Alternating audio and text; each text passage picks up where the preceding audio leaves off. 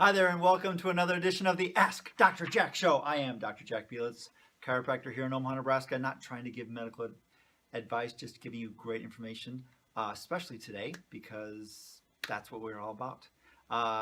To my right, I'm Aaliyah, Dr. Jack's assistant. amazing assistant. So, anyways, today's subject is a little bit different than our usual typical physical health and wellness and eating right and things like that.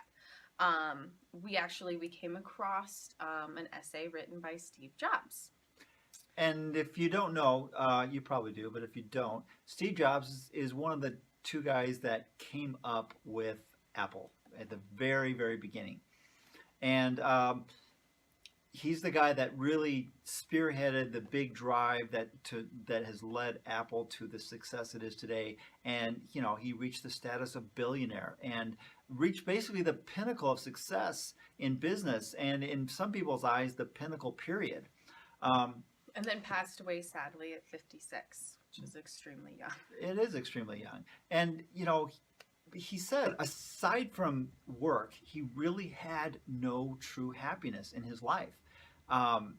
Wealth was just a fact of his life that he'd become accustomed to. Yeah, he took pride in it, but really in the face of death, which is when he was writing this essay, it was meaningless. I mean, you can have all the money in the world, but if you're dying, and there's not a dang thing you can do about it. Well, what he ended up discovering was that, maybe there was some happiness, but there definitely wasn't really joy. And joy is something that is a little bit different than happiness. Happiness is generally a short-term feeling. You're happy when you reach your goal. Well, happiness is based on having something or someone in your life. I will be happy if I am going out with this person, or if I'm driving this car, if I'm living in this house, or if I'm doing. And there's so much stress associated with getting to that status, getting to that thing in life, keeping that thing in life. It's ridiculous, and because whenever you have more stress, it leads to more dissatisfaction in life. And that's one of the things, he said, I find real happiness when I'm at work, when I'm accomplishing things. But, when he was facing death at a very young age, it was a very shallow, very, non-existent happiness that he realized that, he was fooling himself, that where his life was. And so we want to bring, like you said, the idea of joy into your life, because joy isn't based on having something or someone. Joy, like health, should come from within. It does. You should feel healthy from the inside out, and it should show, and you should feel joyful from the inside out. And, parts of joy are a lot of different things that we don't think of, which is kind of where his list comes into play. Exactly. And, his list was the six best doctors. And they include sunlight, rest, exercise, diet, self-confidence, and friends. And those are awesome things. They really are. But really, joy is just something that you have just internally, whether or not you have some status in life or whether you're someplace else. So let's bring that around, because obviously we haven't talked about health yet, and that's what this is about. Right.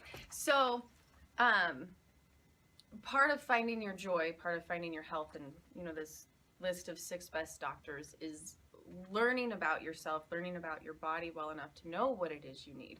You got the idea. That's absolutely true. Everybody's body is different, and we are so used to being pinned by the medical profession as to that. You need a 120/80 blood pressure, a 98.6 degree temperature, a X number resting beats per heart rate based on how exercise or how in shape you are. There is no normal, and if you're trying to base yourself on this model of normal, not only is it not going to bring you joy, but you're not going to be very healthy, because everybody has their own perfect balance.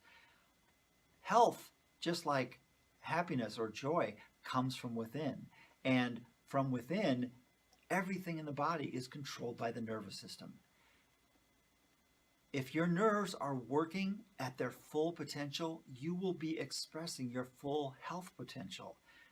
For some people, that is living a life till 90 plus years old, active, free, vibrant. And for some people, their true health potential is much less than that. If you're sitting there in this unhealthful state at the age of 60 or 70, and you don't know how well your nervous system is doing, maybe you are not expressing your full health potential and losing a lot of good quality years. I'm seeing this in some of my friends right now. They're starting to come down with some fairly significant illnesses. And, they get to a point and they say, well, I need to drop my weight. I need to, make these changes, diet changes, consumption changes, and little changes and stuff like that, and they think that within 5 or 6 months of changing their life, it's going to erase the last 20 years of abuse. And that's sometimes it can help. I'm not saying don't do it. It'll help. It's a good thing, but you can't. But it's not going to erase 20 years worth of neglect on your body. You've got to start early and keep it up. You've got to keep your body healthy. One of the best things you can do, good diet. Good diet. See a chiropractor. Keep that Obviously, nervous system that is working. Very individualized care that looks at you as a whole person and not just as a patient. And then, so what'd you say? Diet, exercise, chiropractic.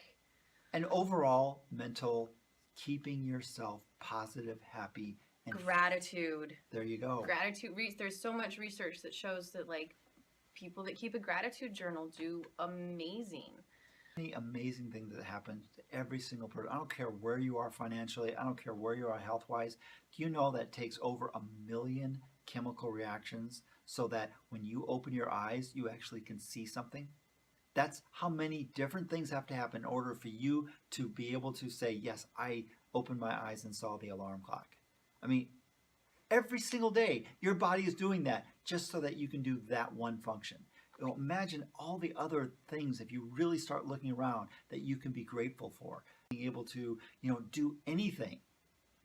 Start looking for those gratitude things, those things to be grateful for. I think that's it. That's it. And we are so happy that you're here with us on this Ask Dr. Jack show. Please like, share, and comment below. Huge important, because the more we get this out to people, the fewer people that are going to need to get on drugs, we hope. Even if just one person changes their life a little bit and has to take one less medication, who knows what an amazing benefit, because it's all about helping people. Have an awesome, happy, and healthy day, and we will see you on the next episode of the Ask Dr. Jack show. Stay healthy, Omaha.